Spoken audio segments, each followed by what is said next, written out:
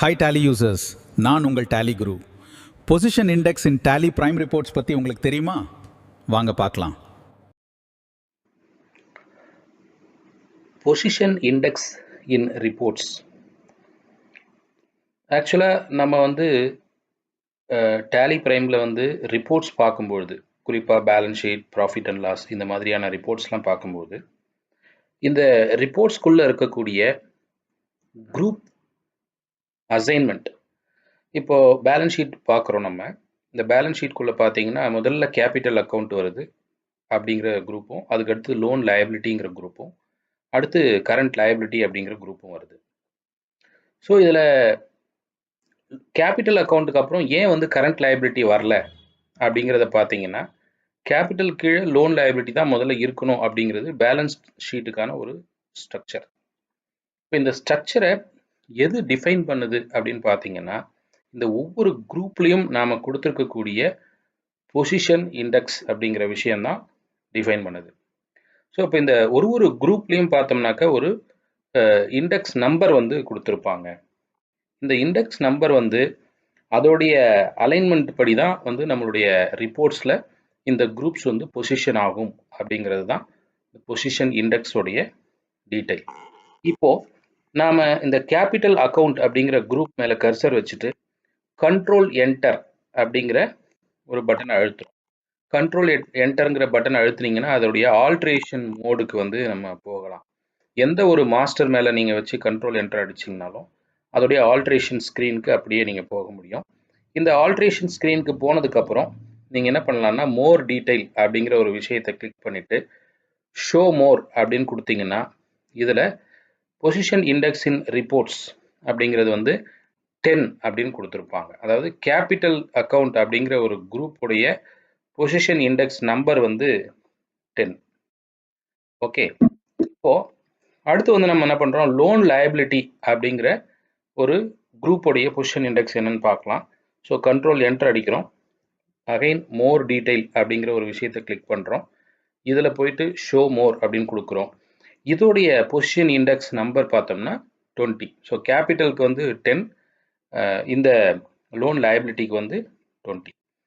அடுத்ததாக மூணாவதாக இருக்கக்கூடிய கரண்ட் லயபிலிட்டி அப்படிங்கிற ஒரு குரூப்புக்கு பார்த்தீங்கன்னா இதுக்கு இதோட பொசிஷன் இண்டெக்ஸ் 30 அப்படின்னு இருக்கும். ஸோ இதையும் நம்ம ஷோ மோர் கொடுத்து செக் பண்ணிடலாம். ஸோ இப்போ இது 30. ஸோ அப்போ கேபிட்டல், அதுக்கப்புறம் லோன் லயபிலிட்டி, அதுக்கப்புறம் கரண்ட் லயபிலிட்டி. ஸோ 10, 20, 30 அப்படின்னு இந்த பொசிஷன் இண்டெக்ஸ் நம்பர்ஸ் இருக்குது. ஸோ இது டிஃபால்ட்டாக இருக்கக்கூடிய குரூப்ஸாக இருந்தாலும் சரி, இல்லைன்னா யூசர் டிஃபைன்டாக நீங்கள் கிரியேட் பண்ணுற குரூப்ஸாக இருந்தாலும் சரி, எல்லாத்துக்குமே இந்த இண்டெக்ஸ் நம்பரை நம்ம சேஞ்ச் பண்ணுறதன் மூலமாக நாம் விரும்புகிற இடத்துல ஒரு குரூப்பை ப்ளேஸ் பண்ண முடியும். ஃபார் எக்ஸாம்பிள், நீங்கள் நிறைய யூசர் டிஃபைன் குரூப்ஸ் கூட கிரியேட் பண்ணுவீங்க. அந்த யூசர் டிஃபைன்டு குரூப்ஸ் எல்லாம் நீங்கள் கிரியேட் பண்ணும்பொழுது அது எல்லாமே உங்களுடைய விருப்பமான இடத்துல வருமானு கேட்டிங்கன்னா வராது. அதற்கும் இந்த பொசிஷன் இண்டெக்ஸிங் அப்படிங்கிறத பயன்படுத்தலாம். இப்போ டிஃபால்ட் குரூப்பையே நம்ம எடுத்துக்கலாம். இப்போ கேபிட்டலுக்கு அடுத்ததாக நம்ம கரண்ட் லயபிலிட்டி வரணும் அப்படின்னு நீங்கள் விருப்பப்படுறீங்கன்னு வச்சுக்கோங்களேன். But default structure loan liability தான். பட் நீங்கள் ஒரு மாற்றணும் அப்படின்னு நீங்கள் நினைக்கிறீங்க, கேபிட்டலுக்கு அடுத்து கரண்ட் லயபிலிட்டி வரணும் அப்படின்னு நினைக்கிறீங்க. அப்போ என்ன செய்யணும்னாக்கா, இந்த கரண்ட் லயபிலிட்டிங்கிற குரூப்போடைய ஆல்ட்ரேஷனுக்கு போயிடுங்க. அதில் மோர் டீட்டெயில் அப்படிங்கிற ஆப்ஷனை கொடுங்க. ஷோ மோர் அப்படிங்கிற ஆப்ஷனை கொடுங்க. ஸோ கேபிட்டல் 10ன்னு இருக்குது. ஸோ இதை நான் என்ன செய்கிறேன், 15ன்னு மாற்றுறேன். ஸோ கேபிட்டலுக்கு அடுத்து இது வரணுன்றதுனால இதை நான் 15ன்னு மாற்றுறேன். இப்போ பாருங்கள், கேபிட்டல் அக்கௌண்ட்டுக்கு அடுத்தபடியாக கரண்ட் லயபிலிட்டி அப்படிங்கிற ஒரு குரூப் வந்திருக்கு. லோன் லயபிலிட்டி அடுத்ததாக போயிடுச்சு. கரெக்டுங்களா? ஸோ இப்போ இந்த மாதிரி நாம் ஒரு பொசிஷன் இண்டெக்ஸ் ஆஃப் குரூப்ஸை சேஞ்ச் பண்ணுறதன் மூலயமா நாம் விரும்புகிற இடத்துல அதை ஒரு ரிப்போர்ட்டில் நாம் ப்ளேஸ் பண்ண முடியும். சப்போஸ் இப்போ நம்ம ஒரு யூசர் டிஃபைன்டு குரூப் கிரியேட் பண்ணுறோன்னு வச்சுக்கோங்க. நாமளே ஒரு குரூப் புதுசாக கிரியேட் பண்ணுறோம். டேலியில் இருக்கக்கூடிய ப்ரீ டிஃபைன்டு குரூப்ஸ் இருக்கு இல்லையா, அதை விட்டுட்டு நம்ம தனியாக ஒரு குரூப் கிரியேட் பண்ணுறோம். உதாரணத்துக்கு நான் ஒரு குரூப் கிரியேட் பண்ணுறேன், காட் அக்கௌண்ட் அப்படின்னு சொல்லி நான் ஒரு குரூப் கிரியேட் பண்ணுறேன். பொதுவாக நீங்கள் ஒரு குரூப் கிரியேட் பண்ணும்போது இது வரைக்கும் என்ன பண்ணியிருப்பீங்கன்னா, அதை வேற ஏதாவது ஒரு குரூப்புக்கு கீழே கிரியேட் பண்ணியிருப்பீங்க இல்லையா. உதாரணத்துக்கு சன்ட்ரி டெட்டாருக்கு கீழே ஒரு புதுசாக ஒரு குரூப் கிரியேட் பண்ணுறது, அதே மாதிரி சன்ட்ரி கிரெடிட்டாருக்கு கீழே ஒரு குரூப் கிரியேட் பண்ணுறது, இது மாதிரி நம்ம நிறைய பண்ணியிருப்போம். ஆனால் ஒரு குரூப்பை ப்ரைமரியாக கூட என்ன பண்ண முடியும், நம்மளால் கிரியேட் பண்ண முடியும். ஒரு குரூப்பை வந்து ப்ரைமரியாக கிரியேட் பண்ணுறதுனால நமக்கு என்ன அட்வான்டேஜ்?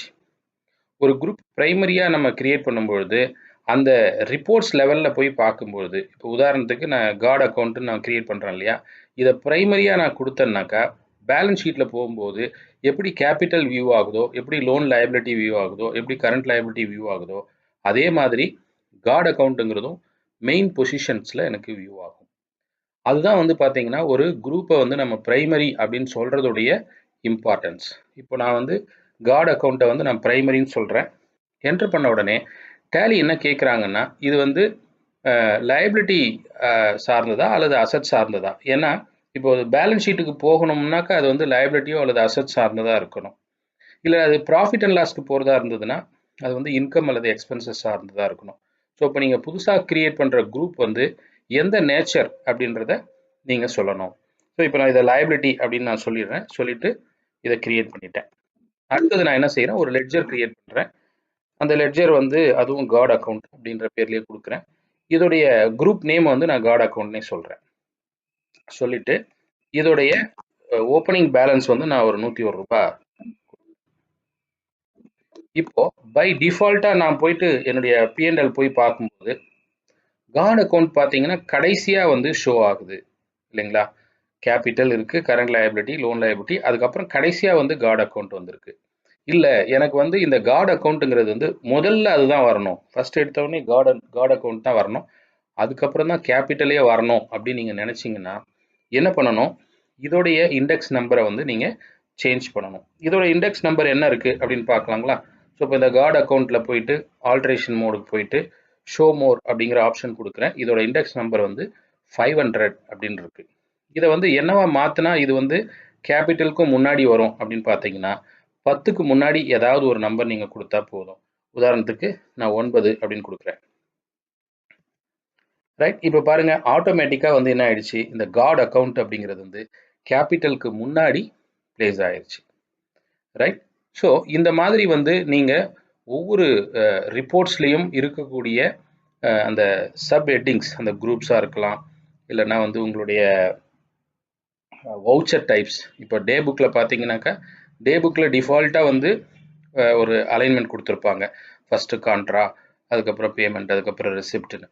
நீங்கள் அந்த அலைன்மெண்ட்டை கூட என்ன பண்ண முடியும், இந்த பொசிஷன் இண்டெக்ஸ் மூலியமாக சேஞ்ச் பண்ண முடியும். ஸோ உங்களுடைய ரிப்போர்ட்ஸில் இருக்கக்கூடிய அலைன்மெண்ட்டை வந்து டிஃபைன் பண்ணுற ஒரு விஷயம்தான் இந்த பொசிஷன் இண்டெக்ஸ் அப்படிங்கிறது.